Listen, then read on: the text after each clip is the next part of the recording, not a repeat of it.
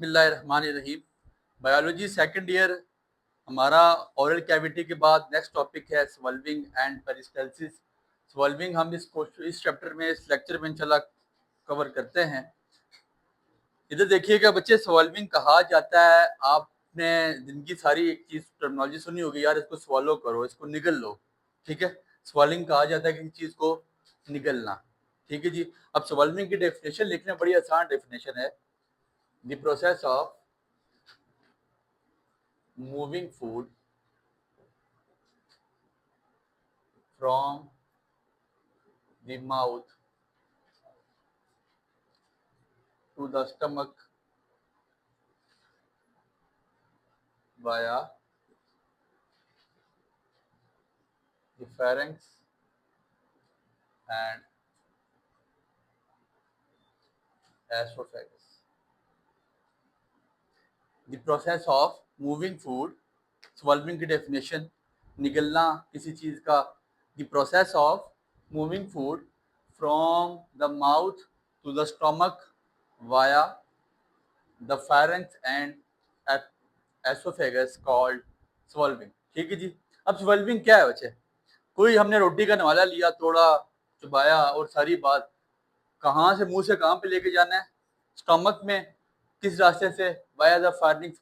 ये हलक है आपका, फार्निक्स कहा जाता है गर्दन को या हलक को, आपके हलक से। एंड एसोफेगस क्या होती है? खुराक की नाली। जो आपकी खुराक की नाली है ना, वो मदद देगी कहाँ ले जाने में? स्टमक में लेके जाने में। ऐसे ही है, लिखिएगा। इसके बाद छोटा सा पॉइंट है, after mastication. After mastication, mastication का मतलब है चबाना, ठीक है। आफ्टर मेस्टिकेशन, चबाने के बाद, the small rounded mass of substance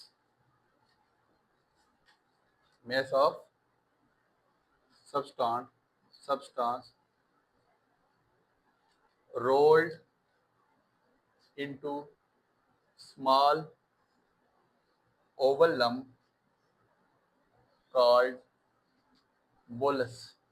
bolus क्या होता है बच्चे? 9th में भी पढ़ा आपने, क्या होता है? नवाला, लुकमा। मेस्टिकेशन, चबाने के बाद क्या होता है? The small rounded mass of a substance, जो आपने रोटी को चबाया हुआ होता है, उसका स्मॉल मैस राउंड किया जाता है, गोल करते हैं आप अपनी जुबान की मदद से। Of a substance rolled into small Oval lump, ठीक है जी। स्मॉल ओवल लंप की शेप इख्तियार करता है, वो गोल टुकड़े की शेप इख्तियार करता है, नवाले की शेप इख्तियार करता है, कॉल्ड बोलस, जिसको हम क्या कहते हैं? ठीक है, नवाला कहा जाता है, लुकमा कहा जाता है। चबाने के बाद स्मॉल राउंडेड में सब्सटेंस रोल्ड होता है, हम उसको रोल करते हैं अपने दांतों की मदद से, अपनी जुबान की मदद से उसको रोल किया जाता है, और रोल करने के बाद एक स्मॉल ओवल लंप में क्रिएट किया जाता है, और वो ओवल लंप जो गोल शेप का आपका नवाला है, उसको हम क्या कहते हैं? लुकमा कहते हैं या नवाला कहा जाता है। अब ये जो प्रोसेस है ना, ये करने के लिए हमें दो चीजों का इस्तेमाल करते हैं, ठीक है जी। This can be done by, बल्कि दिस इज, लिख लें, this is done by action of tongue and action of firing muscle. ये काम कौन करता है? आपकी जुबान, action of tongue and action of firing muscle. आपकी जो हल्क का मसल है ना, अब देखें ना, आप रेसल करके देख लें, आप कोई चीज खा रहे हो और चबाएंगे कैसे? ऐसे जब चुबाते हैं तो आपकी जुबान और आपका ये जो हल्क है, ये हल्क का जो आपका मसल है ना, फायरिंग मसल, ये आपको मदद करता है किसी भी चीज को गले से, जो गले की कैविटी है उससे, गले का जो सुराख बना हुआ है, कैविटी खाली जगह, कल भी पढ़ा था, उस कैविटी से नीचे उतारने में मदद देता है। क्या चीज है? एक्शन ऑफ टंग और एक्शन ऑफ फायरिंग मसल। फिर लिखिएगा, अपने पास नोट डाउन साथ साथ करते जाएं, बड़ी इजी सी बातें हैं, ठीक है। अब एक्शन ऑफ टंग आपकी जुबान का एक्शन, और एक्शन ऑफ फायरिंग मसल का एक्शन। अब होता क्या है?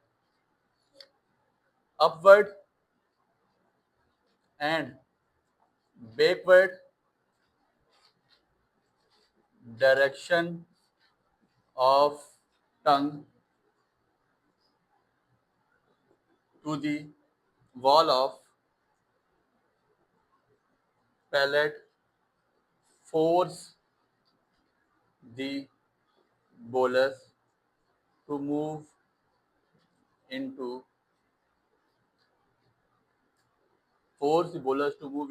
esophagus. क्या होता है? अपवर्ड एंड डाउन, आपकी जो चेस्ट वाल कैविटी है, आपकी जो वाल है, कौन सी वाल? Wall of palette. आप उसके साथ आप अपनी जुबान को आप लुकमा लेना, आप इसकी रेसल भी कर सकते हैं घर जाके लुकमा खाते हुए। कोई मतलब आपने रोटी तोड़ी है, उसकी लुकमा बनाएं, उसको चबाएं। मेस्टिकेशन के बाद आपको नजर आएगा कि आपकी जुबान अप जाती है और बेग जाती है, और आप अप और बेग जाके क्या करती है? To the wall of palate, palate के साथ टकराती है।